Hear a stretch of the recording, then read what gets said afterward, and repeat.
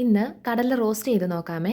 തലേന്ന് തന്നെ കുറച്ച് കടല കുതിർക്കാനായിട്ട് വെള്ളത്തിലിട്ടിട്ടുണ്ടായിരുന്നേ. അപ്പോൾ രാവിലെ അതിനെ കുക്കറിലേക്ക് ഇട്ട് ഒരു 6-7 വിസിലടിക്കുന്ന വരെ കുറച്ച് ചൂടുവെള്ളവും കുറച്ച് ഉപ്പും കൂടി ഒക്കെ ഇട്ട് നമുക്കൊന്ന് വേവിക്കാൻ വെക്കാം കേട്ടോ. അപ്പോൾ നമ്മുടെ കടല അവിടെ ഇരുന്ന് വേവട്ടെ കേട്ടോ. ആ സമയം കൊണ്ട് നമുക്കൊരു കൂട്ട് തയ്യാറാക്കാമേ. ഇപ്പം നമ്മുടെ ചീഞ്ചട്ടി ചൂടായിട്ടുണ്ട് കേട്ടോ. അപ്പോൾ വേഗം നമുക്ക് കടുക് പൊട്ടിച്ച് കൊടുക്കാമേ. അതിൻ്റെ അകത്തോട്ട് കുറച്ച് കറിവേപ്പില ഇട്ട് കൊടുക്കുക. പിന്നെ പട്ട ഗ്രാമ്പു എല്ലാവരും കൂടെ ഇട്ട് കൊടുത്ത് നമുക്കൊന്ന് വഴറ്റി എടുത്ത് കൊടുക്കാം കേട്ടോ.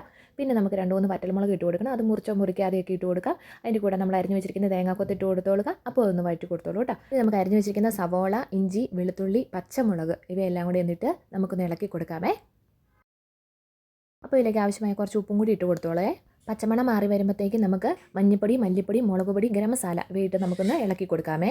അപ്പോൾ ഇനി നമുക്ക് കടല നോക്കാം. കടല വെന്തിട്ടുണ്ട് കേട്ടോ. അപ്പോൾ അതും കൂടെ നമ്മുടെ കൂടിനകത്തേക്ക് ഇട്ട് കൊടുക്കുക. അതിനൊപ്പം തന്നെ കുറച്ച് കുരുമുളക് പൊടിയും കൂടി ഇട്ട് കൊടുത്തോളൂ കേട്ടോ. അപ്പോൾ ഇതെല്ലാം കൂടെ ചേർത്ത് നമുക്കൊരു 10 മിനിറ്റ് നേരത്തേക്ക് വേവാനായിട്ട് വെക്കാമേ. ഇടയ്ക്ക് 1-2 വട്ടം ഇളക്കി കൊടുത്തോളൂ കേട്ടോ. അപ്പോഴേക്കും നമ്മുടെ കടല റോസ്റ്റ് റെഡി ആയിട്ടുണ്ട്. അപ്പോൾ താങ്ക്